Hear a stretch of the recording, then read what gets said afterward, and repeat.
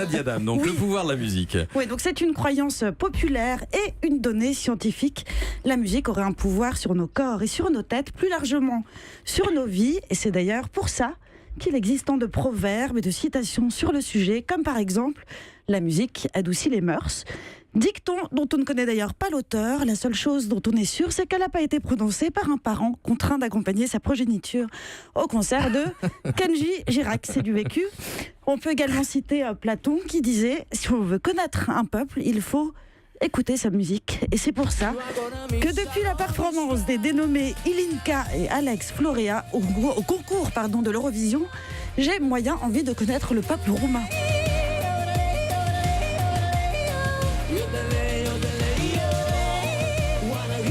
Oui, Patrick, quand on entend ça, on ne veut pas connaître la Roumanie, on veut envahir la Roumanie. Ouais, c'est ça, ouais. Alors, cette question de l'effet de la musique, ça fait l'objet d'un dossier dans la revue d'ethnologie Terra qui interroge toutes ces croyances. Par exemple, on a souvent parlé des tortures infligées par la CIA aux détenus à Guantanamo, c'est assez célèbre.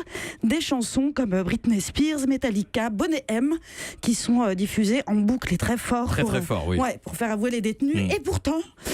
Je vais y arriver. Pourtant, c'est pas Britney ou Boney M. Non, c'est le fait d'être soumis à un son perpétuel et assourdissant qui brise en fait les détenus. Et c'est vrai que moi, par exemple, tu me mets 2 fois du Vianney et j'avoue tout, le Vase de Soissons, Xavier Dupont de Ligonnès et qui a volé l'orange du marchand, c'est moi.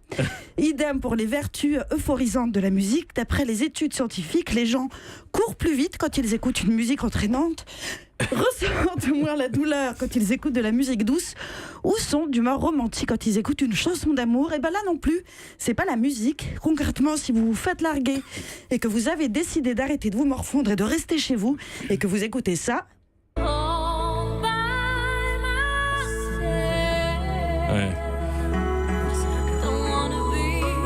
Eh bien... Le son de batterie, Patrick.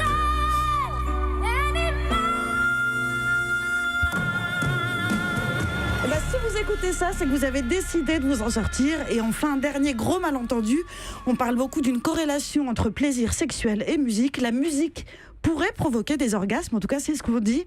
Et bien là aussi c'est plus compliqué que ça. Une chanson peut booster la dopamine, c'est l'hormone du plaisir, mais personne n'a jamais joui en écoutant l'adagio à l'inverse.